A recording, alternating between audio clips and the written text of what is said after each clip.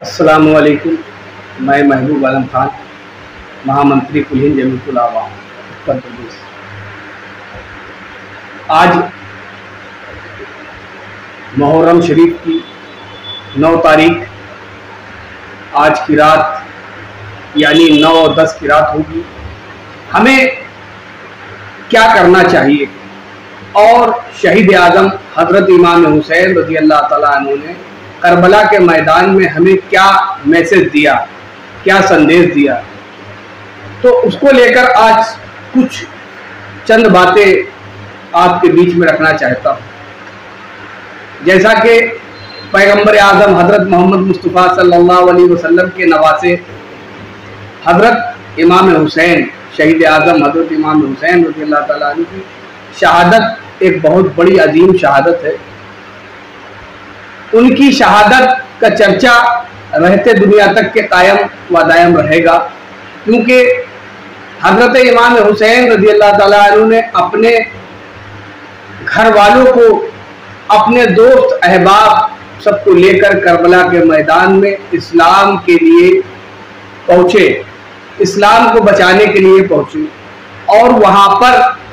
3 दिन तक के उनके ऊपर पानी बंद कर दिया गया, जुल्म सितम के पहाड़ तोड़े गए। उसके बाद इंतहा यहाँ तक की आई कि पूरे खानवादे रसूल को शहीद कर दिया गया। तो शहादत हमें क्या पैगाम देती है और इमाम हुसैन रज़ी अल्लाह ताला अन्हु ने हमको क्या पैगाम दिया, इस पर कुछ बातें अर्ज कर रहा हूँ। जैसा कि हज़रत इमाम हुसैन रज़ी अल्लाह ताला अन्हु ने हमको बताया कि चाहे हम तादाद में कम क्यों ना हों, लेकिन उसके बाद भी हमें हक पे कायम रहना है, सच्चाई पे कायम रहना है। उसी को लेकर हज़रत इमाम हुसैन रज़ी अल्लाह ताला अन्हु ने जो है सच्चाई पे कायम रहते हुए, हक पे कायम रहते हुए जालिम हुक्मरान यजीद से बैत नहीं की और यजीद को जो है खलीफा नहीं माना, क्योंकि हज़रत इमाम हुसैन रज़ी अल्लाह ताला अन्हु जो है वो कभी भी जालिम के सामने नहीं झुक सकते थे, जालिम की कभी भी जो है हिमायत नहीं कर सकते थे। इसलिए उन्होंने अपने पूरे ख़ानदान को शहीद कराना गवारा समझा, लेकिन अपने नाना के दीन में ज़र्रा बराबर भी कोई नई चीज़ नहीं होने दी। अगर हज़रत इमाम हुसैन रज़ी अल्लाह ताला अन्हु उस वक्त ना उठते तो आज जो ये दीन हमको मिला है मोहम्मद रसूलुल्लाह सल्लल्लाहु अलैहि वसल्लम का, वो दीन इस हालत में ना मिलता, क्योंकि जो उनके नाना का दीन था वो हक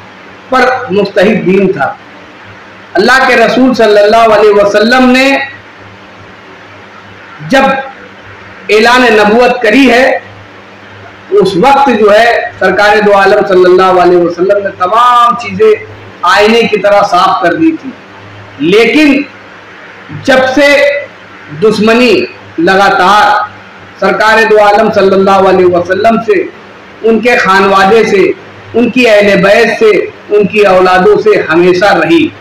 वो हर मौके पर जो जालिम लोग थे वो हर मौके पर कहीं ना कहीं जो है वो उठ के खड़े हो जाते थे। लेकिन क्योंकि पैगंबर आज़म हज़रत मोहम्मद मुस्तफ़ा सल्लल्लाहु अलैहि वसल्लम और दीन का जो मामला था वो कहीं ना कहीं इधर उधर फिर हो जाते थे और दीन को मिटाने की कोशिश करते थे, लेकिन वो नाकाम रहते थे। तो उसका बदला लेने के लिए ये तमाम मामलात, ये वाक़यात गुजरे हैं। अब इसकी तफसील बहुत लंबी है। हमारे उलमा इकराम जो शहादतनामे बयान कर रहे हैं, तमाम चीज़ें जो है विस्तार से वो बताते हैं। हम लोग तो चंद बातें कह के आपसे रुखसत होना चाहते हैं, लेकिन हमें ये समझना चाहिए, हमें ये जानना चाहिए कि हज़रत इमाम हुसैन और इमाम हुसैन के साथियों ने हमें क्या पैगाम दिया, करबला के मैदान से हमको क्या सिखाया। आज करबला का मैदान, जो करबला की जो है जंग जिसको कहा गया, करबला में क्या हुआ, जो करबला का वाकयात है उसके बारे में हम आज 1400 साल के बाद भी हम उसको ताजा क्यों रखे हैं, हमारे बुजुर्गों ने उसको क्यों हमेशा जो है वहां के वाकये सुनाया, क्योंकि अगर हम अपनी औलादों को, अपनी नस्लों को करबला का वाकया सुनाएंगे तो हमारी नस्लें जानेंगी कि करबला क्या हुआ, करबला में क्या हुआ, नवासे रसूल हजरत इमाम हुसैन रज़ियल्लाहु ताला अन्हु के साथ क्या हुआ,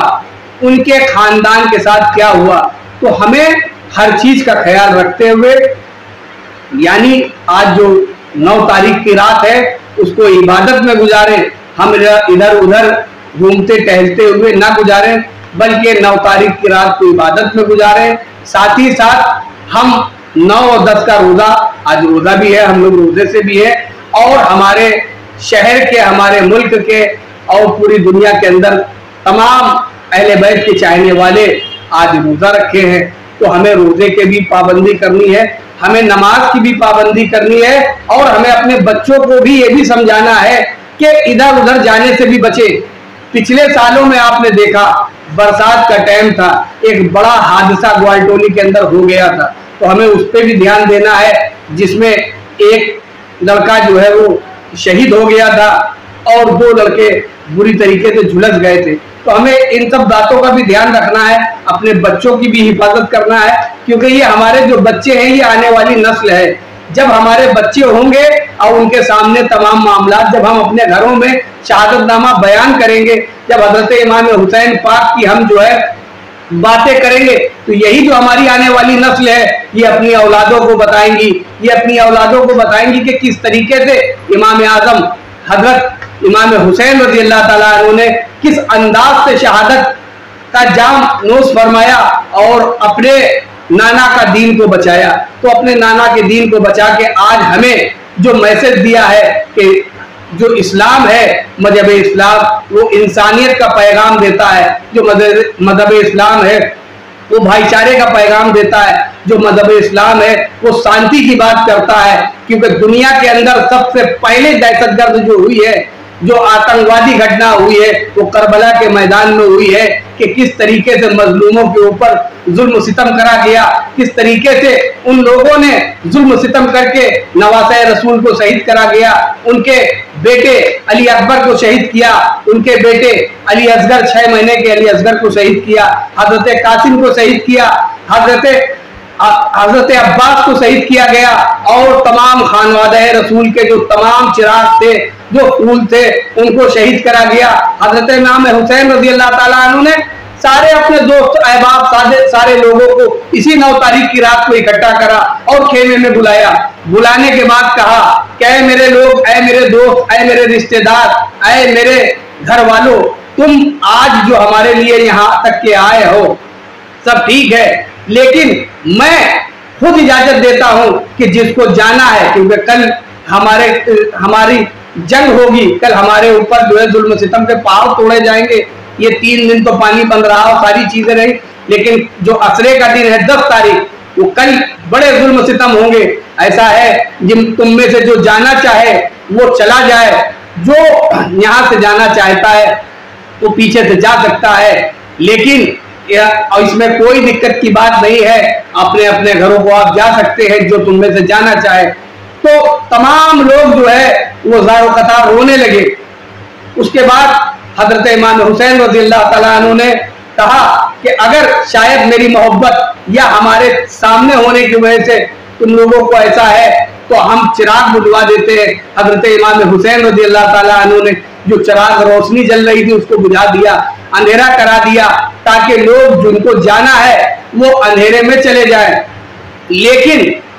सब के सब जो हजरत इमाम हुसैन के चाहने वाले जो साथी और जो दोस्त अहबाब, जो रिश्तेदार सारे थे, वो वहीं के वहीं बैठे रहे और रोते रहे, कहने लगे ऐ अल्लाह के रसूल के नवासे, ऐ शहीद आजम, ऐ हजरत इमाम हुसैन, हम अगर आज आपको इस हाल में छोड़ के चले जाएंगे तो महशर में अपने आपके नाना को हम क्या मुंह दिखाएंगे, पैगंबर आजम हजरत मोहम्मद मुस्तफा सल्लल्लाहु अलैहि वसल्लम को किस तरीके से मुंह दिखाएंगे। तो हम आपको छोड़ के नहीं जा सकते, हम आपके साथ रहेंगे, हम आपके साथ जाम शहादत हासिल करेंगे। कल रोज महशर में नवाते रसूल के साथ हम होंगे। इसलिए वो कोई भी वहां से नहीं गया और बेहतर से बेहतर तरीके से हजरत इमाम पाक और उनकी औलादों का साथ दिया और करबला के मैदान में हजरत इमाम हुसैन के साथ रह के जाम शहादत हासिल करा। तो हमको ये चाहिए कि हमें उस शहादत को भी याद रखना है। हमें ये चाहिए कि इमाम हुसैन ने क्या हमको मैसेज दिया है, हजरत इमाम हुसैन पाक ने हमको क्या बताया है। तो हमें ये भी बात को ध्यान रखना है और हमें हर हाल में जालिम के सामने झुकना नहीं ना, हमें हर हाल में इंसाफ का दामन थामे रखना है। हमें हर हाल में जो पैगाम हमको करबला के मैदान से मिला है उस पर कायम व दायम रहते हुए अपनी जिंदगी को बसर करना है और अपनी औलादों को, अपनी नस्लों को बताना है कि करबला में क्या हुआ, जालिमों ने करबला में रह के हजरत इमाम हुसैन पाक के साथ क्या करा। हम ये चर्चा जिस तरीके से सरकार दो आलम सल्लल्लाहु अलैहि वसल्लम की यौम विलादत हम मनाते हैं और हस्र तक के हम अपनी औलादों से कहते हैं कि सरकार दो आलम सल्लल्लाहु अलैहि वसल्लम की यौम विलादत की चर्चा, यौम विलादत सरकार का मिलाद हम हाल में मनाएंगे। इसी तरीके से हमें हजरत इमाम हुसैन की जो शहादत है, जो अजीम शहादत, दुनिया के अंदर ऐसी शहादत नहीं हुई है, उस शहादत के बारे में भी हम अपनी आने वाली नस्लों को ता कयामत तक के जो है बताते रहेंगे और हजरत इमाम पाक की जो शहादत है उसका चर्चा हम करते रहेंगे। हजरत इमाम हुसैन ने जो शहादत का जाम पिया और हजरत इमाम हुसैन ने जो अपनी शहादत दी, अपने खानदान को हमारे लिए, हमारे दीन के लिए जो कुर्बान कर दिया, इमाम हुसैन अलैहिस्सलाम पर बेशक हम सलाम अर्ज करते हैं। हजरत इमाम पाक की हम शहादत को सलाम पेश करते हैं। हजरत इमाम हुसैन के साथियों को सलाम पेश करते हैं कि हजरत इमाम हुसैन जिंदाबाद, इमाम हुसैन के साथी जिंदाबाद।